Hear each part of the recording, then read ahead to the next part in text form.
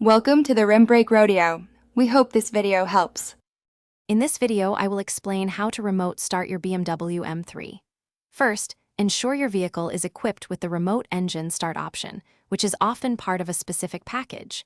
You can typically verify this through your car's infotainment system or by checking your owner's manual.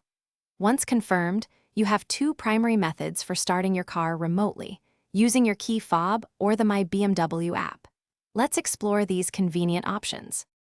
To use your key fob, simply press the lock button 3 times in quick succession. Make sure your vehicle is locked before attempting this. After the third press, your engine should start and the lights will flash to confirm. The engine will typically run for about 10 minutes, allowing your car to warm up or cool down before you get in. This is a great feature for comfort. For app-based remote start, open the My BMW app on your smartphone. Navigate to the vehicle status screen, where you will find a fan icon. Tap this icon to initiate the remote start command. The app will then ask you to confirm your action.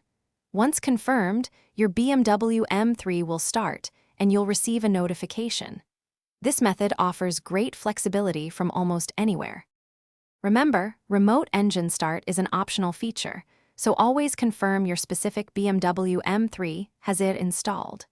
Regularly check your vehicle's battery health to ensure reliable remote starting, especially in extreme temperatures.